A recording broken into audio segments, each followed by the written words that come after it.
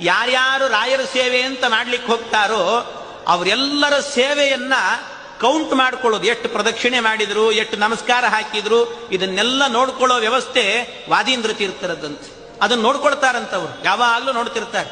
ಯಾರೋ ಒಬ್ರು ಸೇವೆ ಮಾಡಿದ್ರಂತೆ. ಹೀಗೆ ಅವರು ಸೇವೆಯನ್ನು ಮಾಡಿದಾಗ ಅವರು 11 ದಿವಸ ಸೇವೆ ಮಾಡಿದ್ರು.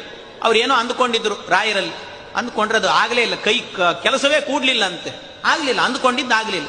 ಸಿಟ್ಟು ಬಂತು. ಅದಕ್ಕೆ ತಿರುಪತಿಗೆ ಹೋದ್ರಂತೆ.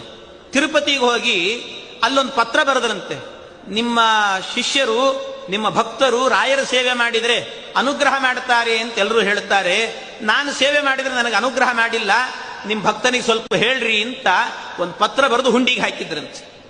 ಆವತ್ತಿನ ದಿವಸ ರಾತ್ರಿ ತಿರುಪತಿಯಲ್ಲಿ ಶ್ರೀನಿವಾಸ ದೇವರೇನೆ ಆ ವ್ಯಕ್ತಿಯ ಕನಸಲ್ಲಿ ಬಂದ್ರಂತೆ. ಅವನ ಕನಸಲ್ಲಿ ಬಂದು ಕೇಳಿದ್ರಂತೆ, ಯಾಕೆ ಹೀಗೆ ಮಾಡಿದ್ದಿ?